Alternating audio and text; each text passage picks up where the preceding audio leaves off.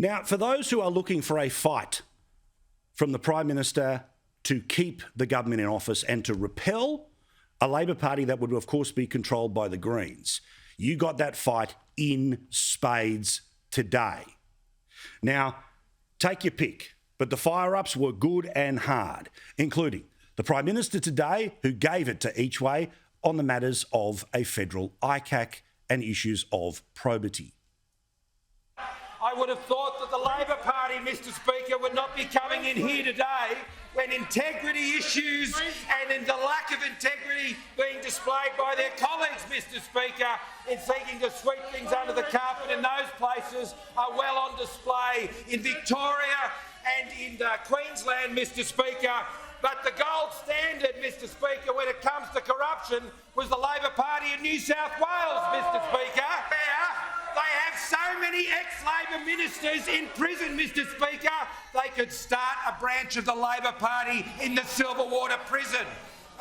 And as for climate, the oh-so-cocky Chris Bowen thinks that Australia is desperately wanting the Bill Shorten light policy of 43% emissions by 2030. Here's his question. The Prime Minister hits him out of the building.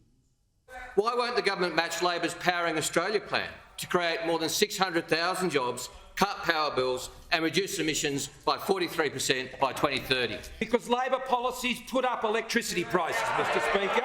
Because Labor policies on emission reduction, Mr Speaker, close down manufacturing. It closes down the resources industry, Mr Speaker. It takes away people's livelihoods, Mr Speaker. We know it from the Leader of the Greens himself. The Leader of the Greens knows that if the Leader of the Labor Party were to become Prime Minister of this country, he would be answering to the Leader of the Greens when it comes to climate policy.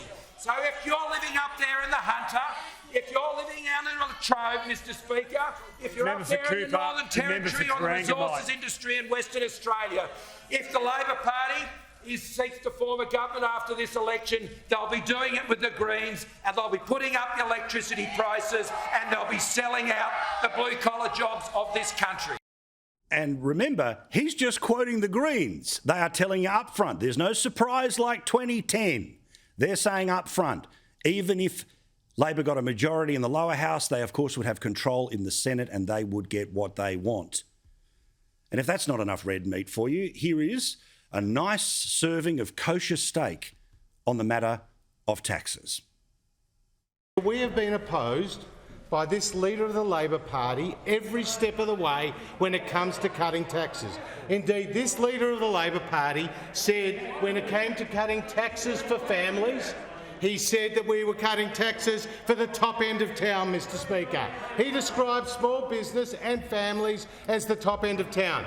And this Leader of the Labor Party has supported a carbon tax, a mining tax, a congestion tax, a retirees tax, a housing tax, Mr Speaker, higher taxes for income earners, higher taxes for superannuation, higher taxes on family businesses and, most damning of all, a death duty, Mr Speaker. And the cherry on top, Peter Dutton, each way elbow, China. We know that our nation is facing the most complex and potentially catastrophic regional security environment since the Second World War.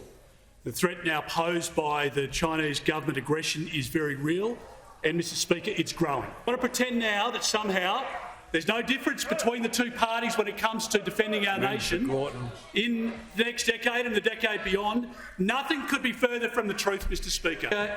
We now see evidence, Mr Speaker, that the Chinese Communist Party, the Chinese government, has also made a decision about who they're going to back in the next federal election, Mr Speaker. What a day.